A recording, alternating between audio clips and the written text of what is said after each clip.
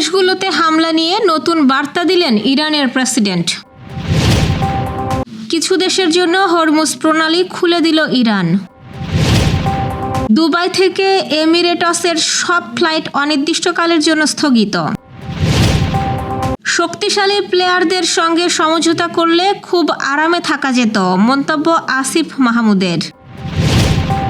গাইবান্ধায় নারী দিবস উপলক্ষে মানববন্ধন অনুষ্ঠিত। ভাগ্য পরিবর্তনে হোটেল পরিবর্তন করল ভারতীয় দল। দর্শক, শুনছিলেন সন্ধ্যার খবরের প্রধান প্রধান শিরোনাম, এবার বিস্তারিত। তার আগে আমাদের ইউটিউব চ্যানেল সাবস্ক্রাইব করুন এবং সব খবর পেতে ফেসবুক পেজ ফলো করে রাখার পাশাপাশি ওয়েবসাইট ভিজিট করুন। ইরানের প্রেসিডেন্ট মাসুদ পেজেশকিয়ান বলেছেন, প্রতিবেশী দেশ থেকে হামলা না হলে সেখানে আর পাল্টা হামলা চালাবে না তেহরান। শনিবার ইরানের সংবাদ মাধ্যমের বরাতে আল জাজিরার প্রতিবেদনে এ খবর জানানো হয়। মাসুদ পেজেশকিয়ান বলেন, ইরানের অন্তর্বর্তীকালীন নেতৃত্ব কাউন্সিল গত 6 মার্চ অনুমোদন দিয়েছে প্রতিবেশী দেশ থেকে ইরানে হামলা না করা হলে সেসব দেশে আর পাল্টা হামলা করবে না তেহরান। ইরানি গণমাধ্যমের প্রতিবেদনে প্রেসিডেন্ট আরও জানিয়েছেন, গত কয়েকদিনে সংগঠিত হামলার জন্য তিনি প্রতিবেশী দেশগুলোর কাছে দুঃখ প্রকাশ করেছেন। 28 ফেব্রুয়ারি যুক্তরাষ্ট্র ও ইসরায়েল ইরানে যৌথ হামলা শুরু করে। ইরানের রাজধানী তেহরানে চালানো হামলায় দেশটির সর্বোচ্চ নেতা আয়াতুল্লাহ আলী খামেনি সহ বেশ কয়েকজন শীর্ষস্থানীয় কর্মকর্তা নিহত হন। জবাবে ইসরায়েলে পাল্টা হামলা শুরু করে ইরান। পাশাপাশি মধ্যপ্রাচ্যের বিভিন্ন দেশে মার্কিন ঘাঁটিসহ বিভিন্ন স্থানে হামলা চালিয়ে যাচ্ছে ইরানের বিপ্লবী গার্ড বাহিনী। বিশ্ববাজারে জ্বালানি তেল নিয়ে অস্থিরতার মধ্যেই হরমুজ প্রণালী নিয়ে নতুন সিদ্ধান্ত জানালো ইরান। দেশটির প্রতিরক্ষা বাহিনীর এলিট শাখা Islamic Revolutionary Guard Corps IRGC জানিয়েছে, ইউরোপীয় দেশগুলো এবং তাদের মিত্র সমর্থকদের জাহাজ চলাচলে নিষেধাজ্ঞা দেওয়া হয়েছে। তবে এর বাইরে থাকা দেশগুলো, অর্থাৎ যেসব দেশ যুক্তরাষ্ট্র ইসরায়েলের মিত্র নয়, সেসব দেশের জাহাজ হরমুজ প্রণালী দিয়ে চলাচলে কোনো বাধা নেই। IRGCর মুখপাত্র ব্রিগেডিয়ার জেনারেল কিওমার্স হায়দারি গতকাল ইরানের আধা সরকারি সংবাদ মাধ্যম তাসনিম নিউজকে এই তথ্য জানিয়েছে। আরব সাগর এবং পারস্য উপসাগরকে যুক্ত করা হরমুজ প্রণালী আন্তর্জাতিক জ্বালানি বাণিজ্যের জন্য খুবই গুরুত্বপূর্ণ রুট। প্রতিদিন বিশ্বে যত তেল ও LPG বাহী জাহাজ চলাচল করে সেসবের 20% এই রুট ব্যবহার করে। হরমুজ প্রণালীকে জ্বালানির বৈশ্বিক দরজাও বলা হয়, কারণ মধ্যপ্রাচ্যের তেল উৎপাদনকারী দেশগুলোর এই পথ ব্যবহার করেই তাদের তেল রপ্তানি করে। হরমুজ না থাকলে মধ্যপ্রাচ্যের তেল অতি সহজে পশ্চিমা বিশ্বে সরবরাহ করা যেত না।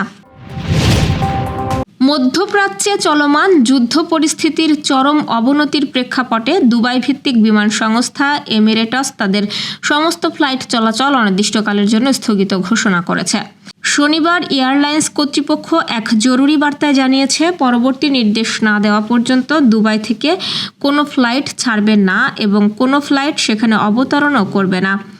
দুবাই বিমানবন্দরের ওপর দিয়ে ভয়াবহ বিস্ফোরণের শব্দ শোনার পর নিরাপত্তার স্বার্থে এই কঠোর সিদ্ধান্ত নেওয়া হয়েছে। এমিরেটস কর্তৃপক্ষ বিশেষ গুরুত্ব দিয়ে যাত্রীদের অনুরোধ করেছে যেন তারা বর্তমান পরিস্থিতিতে বিমানবন্দরের উদ্দেশ্যে রওনা না হন, কারণ বিমানবন্দরের কার্যক্রম আপাতত সম্পূর্ণ বন্ধ রাখা হয়েছে এবং শহরের চেক ইন সুবিধাগুলো স্থগিত করা হয়েছে। সামাজিক যোগাযোগ মাধ্যম এক্সে দেওয়া এক বিবৃতিতে এমিরেটস জানিয়েছে যে যাত্রী এবং ক্রুদের নিরাপত্তায় তাদের কাছে সর্বোচ্চ অগ্রাধিকার এবং এই বিষয়ে কোনো প্রকার আপোষ করা হবে না। এই পরিস্থিতিতে যাত্রীদের ধৈর্য ধরার জন্য ধন্যবাদ জানিয়ে সংস্থাটি বলেছে, পরিস্থিতি পর্যবেক্ষণ করে পরবর্তী আপডেট যথাসময়ে জানানো হবে।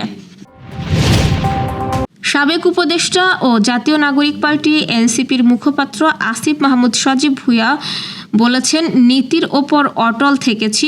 শক্তিশালী প্লেয়ারদের সাথে সমঝোতা করে ফেললেই খুব আরামে থাকা যেত। কেউ জ্বালাতন করতো না, বরং তারাই দায়িত্ব নিয়ে আমি কোনো অপকর্ম করলেও তা ধামাচাপা দিত। নিত্যদিন চোথা পাঠিয়ে নিউজ করে চরিত্র হনন করতো না। শনিবার নিজের ভেরিফাইড ফেসবুক পেজে দেওয়া এক পোস্টে তিনি সব কথা বলেন। আসিফ মাহমুদ বলেন, বাংলাদেশের রাজনীতিতে ভালো মানুষ এসেও খারাপ হয়ে যায় ঠিক এই কারণেই। শক্তিধরদের সাথে সমঝোতা না করে তাদের এজেন্ডায় পরিচালিত না হয়ে এখানে বেঁচে থাকাও কঠিন।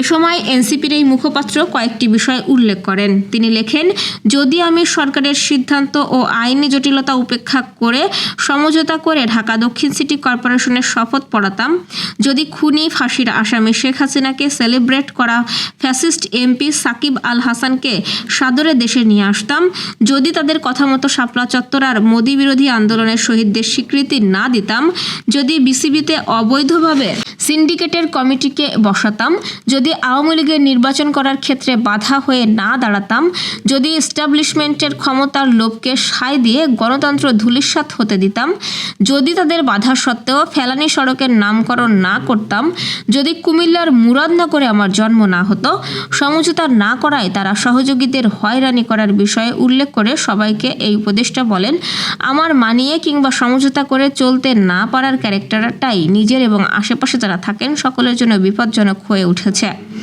দীর্ঘ পোস্টে তিনি আরও বিষয় উল্লেখ করেছেন।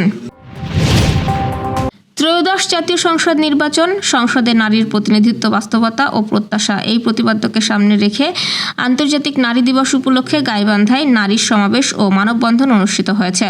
প্রতিনিধি তানভীর রহমান জানিয়েছেন, আজ দিবসটি উপলক্ষে জেলা পৌর শহরের আসাদুজ্জামান স্কুল অ্যান্ড কলেজের সামনে দুর্বার নেটওয়ার্ক গাইবান্ধা নারী পক্ষ ওয়েব পিএফজির যৌথ উদ্যোগে নারী সমাবেশ ও মানববন্ধন হয়।